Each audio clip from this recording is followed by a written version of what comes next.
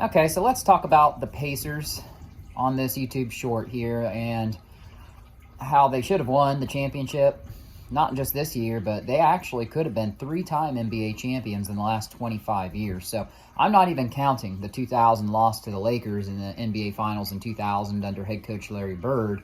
They lost 4-2. They weren't likely going to beat Shaquille O'Neal and Kobe Bryant, but fast forward 5 years later to 2005, and you remember the malice at the Palace with when Ron Artest was laying prone on the scorer's table, and that fan at the Auburn Hills there drops the cup of beer on Ron Artest's face and throws it at him. And he gets very angry and starts the melee with Ben Wallace, and Jermaine O'Neal gets involved, and there goes a championship for who was being called Uncle Reg at the time. He was in the twilight of his career, Reggie Miller, and that was likely a championship the Pacers would have won that year. I believe the Pistons went on to beat the San Antonio Spurs that year, if I'm not mistaken, 2005. And then fast forward, I believe it was 2013. So Paul George was the highlight of the Indiana Pacers, and they were playing LeBron James's Miami Heat. And somehow, mysteriously, Frank Vogel just pulls Roy Hibbert, the towering, lumbering 7'1" center of the Pacers, pulls him off the floor in the waning moments of, I believe it was Game 1 in that Eastern Conference Finals series against the Miami Heat.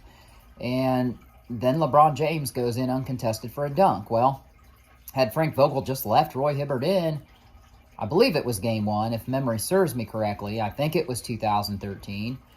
They would have won that series, and if they beat LeBron James's Heat, then they would have probably won the championship in the NBA Finals.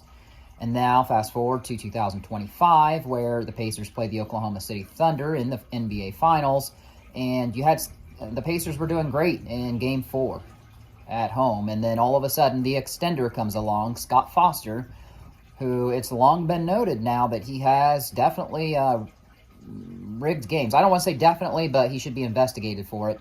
And players like Chris Paul, who are, I believe, 2-11 in playoff games when Scott Foster is officiating them. Chris Paul has announced this will be his final season. He has no chance of surpassing John Stockton, the all-time assists record. But Scott Foster starts calling the ticky-tack fouls one way, doesn't call it the other way, and all of a sudden the game turns. Oklahoma City wins, and then, as you know, Tyrese Halliburton strains his right calf in Game 5. And then they still would have won, even with him playing hurt. But then Game 7, as you know, he tore his Achilles. And once he tore out Achilles, it was over. Don't also forget about Paul George having his tibia coming out his leg. The Pacers have been cursed.